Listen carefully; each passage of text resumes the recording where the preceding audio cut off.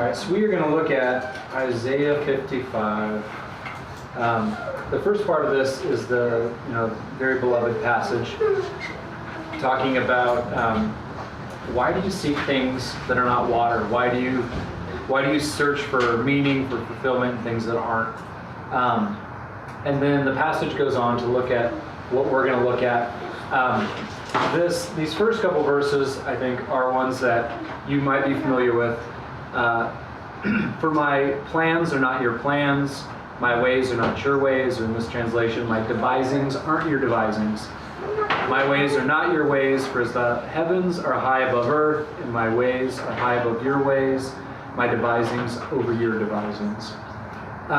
So I think these are verses that people tend to pull out of context.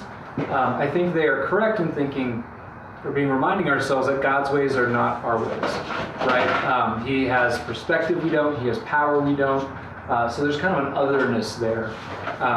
And I think that's correct, that is a good insight, but that's actually not what he's largely talking about here. So as I read this, I want you to ask yourself, just real quickly, how are God's plans, devisings, thinking, ways, whichever translation you prefer, how are his not like ours? What's different about God's ways versus ours in this section? Not just they're God's, therefore they're different, okay?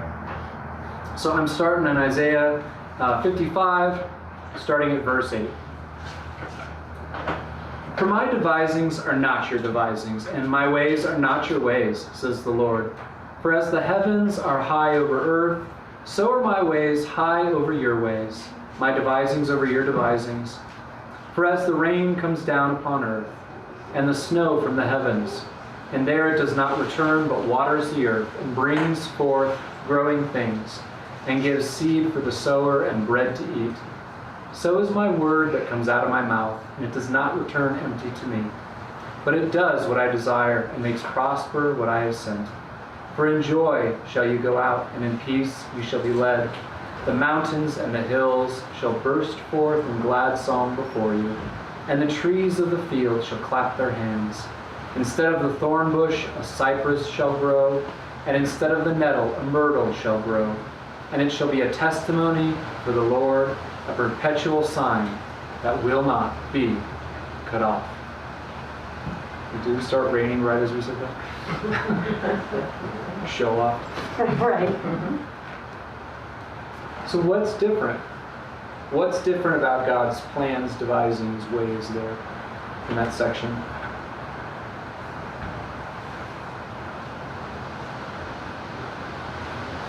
You can always bring good out of, like the thistle turns into the cypress, and I have a black thumb and that doesn't happen at my house. So I'm very aware of that, but he can redeem anything. That doesn't mean things that happen are necessarily, it doesn't mean they're good in themselves and nothing can make them good, but he still can bring good out of it. Yeah, I think that's a really important piece of that section. Obviously keeps going back. It looks bad. Watch me redeem it. Watch me turn it into something new, which is very different than what we tend to do, right? Anything else you guys see in there? What's different about God's ways versus our ways? We want to be comfortable, and we want God to use his powers to keep us or make us comfortable. But he wants us to grow, which often means discomfort. So sometimes we're at opposite ends with God, He wants us, he puts in an uncomfortable situation to produce growth, and we want him to rescue us out of that situation. Yeah, we would prefer there to be no thistles, no nettles, right? Let's just do away with that. Let's just be comfortable. Yeah. Sometimes I felt like when I was praying to God, could you please remove this obstacle? God has said, well, actually, I put that there. I said, oh, okay. I like it there. That's why it's there. Yeah. One that I picked up, just as the rain comes down on the earth, snow to the heavens, doesn't return, but waters the earth, brings back growing things and gives seed.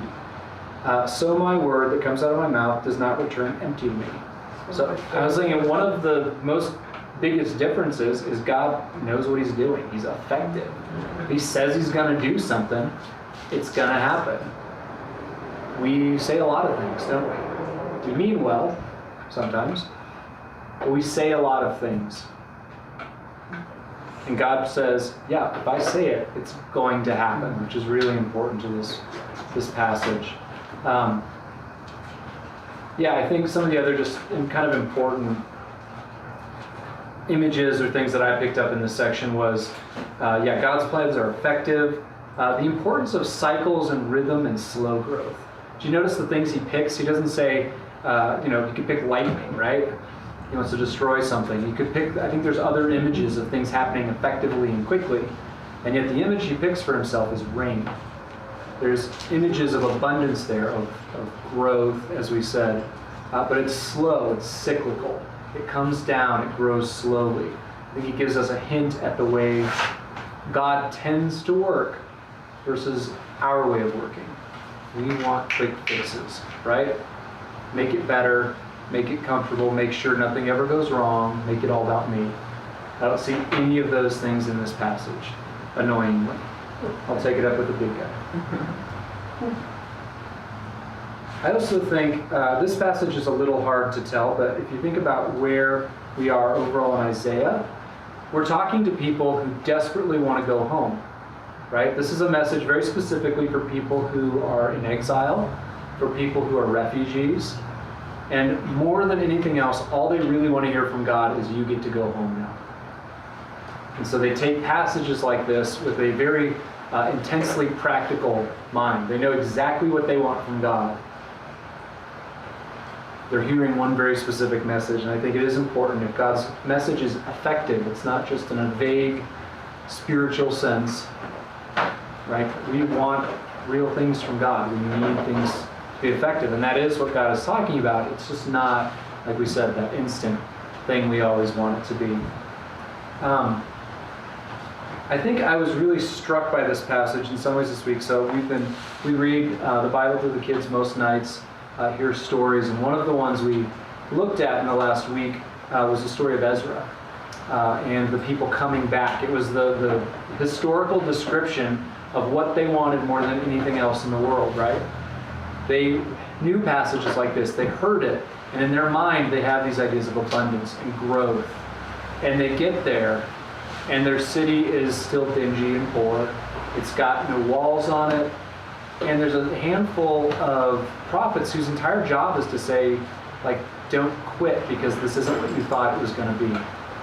Don't be disappointed. God is still working among you, right? And I was just thinking about how we need to be careful with that. When we have an expectation like this, they heard passages like this. They had really high hopes. They had dreams for what this was supposed to look like. And when they got to go back home, it wasn't what they were expecting. And I think we can have two responses to that. We can have the pious response. Well, it must be symbolic. It must be spiritual. It's something deep down inside that needs to change, right? It's not for real life. Not for the things I'm really dealing with. It's symbolic. It's an inner work, right? That's the pious answer. Or you can just get cynical. Well, okay, I just won't keep a high standard for God. He means well. He cares about my heart. In heaven, I'm sure will be fantastic. But I'm not really going to put my hope on him again. So he kind of broke my heart. This thing didn't turn out the way it was supposed to. And so I think if we really want to look at this passage and really get what God is trying to say to us in it, we have to admit to ourselves, maybe there are ways we're disappointed with God. Maybe there are some things that did not turn out the way we expected them to. And maybe we're keeping this passage and promises like this from God at a little bit of a distance. Maybe it's because we're afraid of getting hurt again. Maybe it's because we've got good pious answers, right? So I think the two questions I want us to sit with for just a second before I read it again. What ways are you feeling a little cynical with God? What ways are you disappointed? And what would you maybe rather do than ask yourself that question? What kind of noise do we create in our lives so we don't have to actually look this in the face? Our frustration with God, our disappointment. What's the noise? What's the disappointment with God?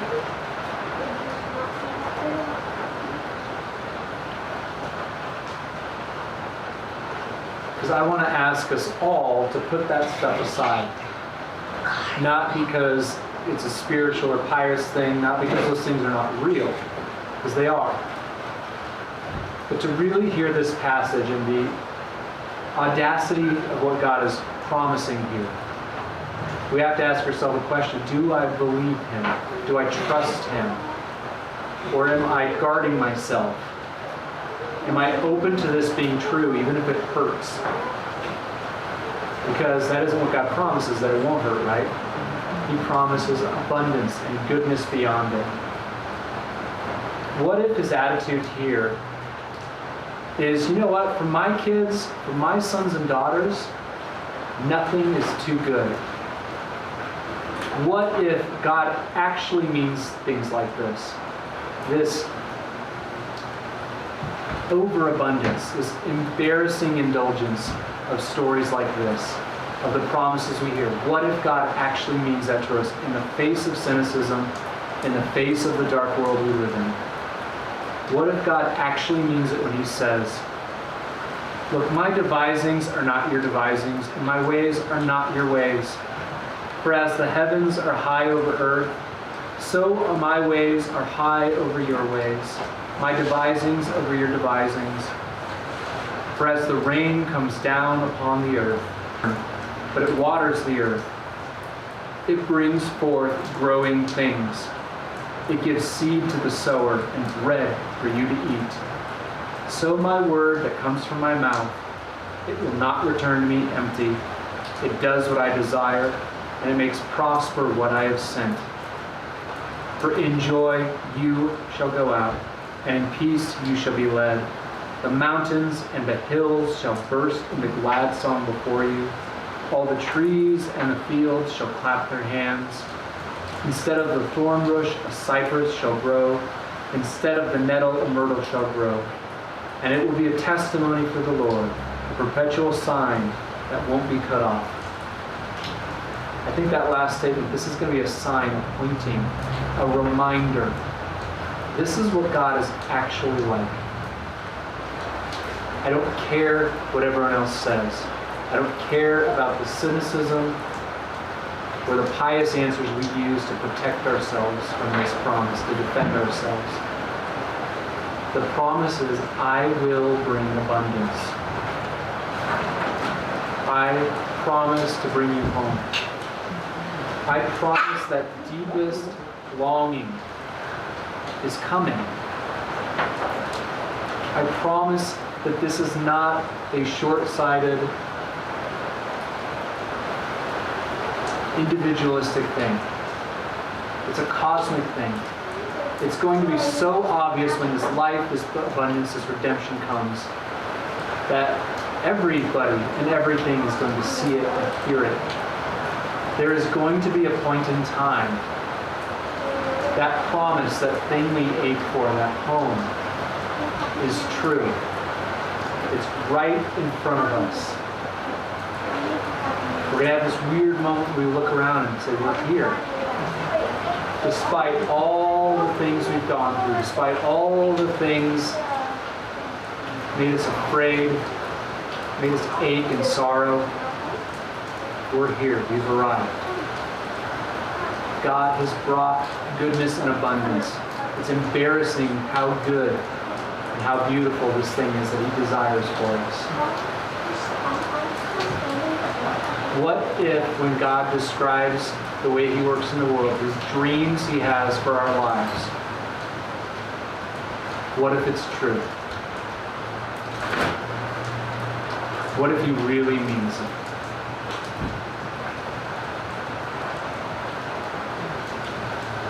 Let's pray.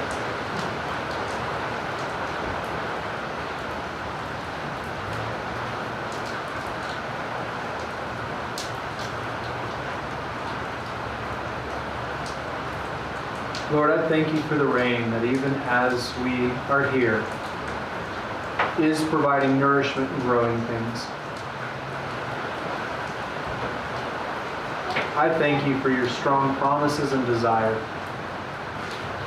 to bring healing and fullness to our individual lives, to our deeply broken world.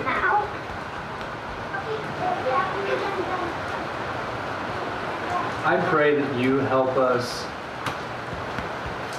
trust. Put aside cynicism. Put aside the right answers and pious. Help us to really, truly be open. To be willing to be hurt if that's what it takes.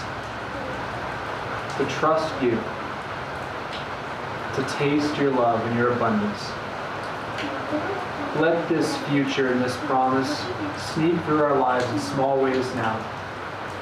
And give us strength and patience for the day when it becomes full. We love you. Amen.